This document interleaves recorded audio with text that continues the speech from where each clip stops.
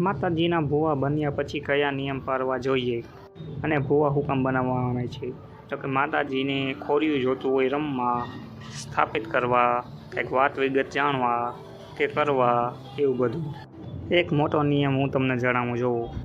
જો હું કવિ નિયમ તમે જાણશો તો તમારી ખોરીએ ગમે તે માતાજી આવી રાજી ખુશી રહેશે. તો નિયમ એ છે કે માતાજીની રજા વગર કાંઈ કામ કરવાનું થતું નથી. ઉદાહરણ તરીકે જોઈ લ્યો, ધારો કે હું ક્યાંક જાઉં છું, માતાજીની રજા વગર માંડવામાં વહી ગયો, હવે અહીંયા મારા કરતાં તાકાતવાળા માણસો આવી જાય તો શું થાય? એવી રીતના સમજાણું. તો માતાજીની રજા આપણે લીધીને એમને ઠોકવા માંડ્યા, અહીંયા ધૂણવા માંડ્યા, ગમે ત્યાં કાંઈક દાણા બાણા જોવા માંડ્યા તો ક્યાંક ફિટ થઈ જાય, કંઈ નક્કી ન કહેવાય. એ હું તમને સમજાવવા માગું.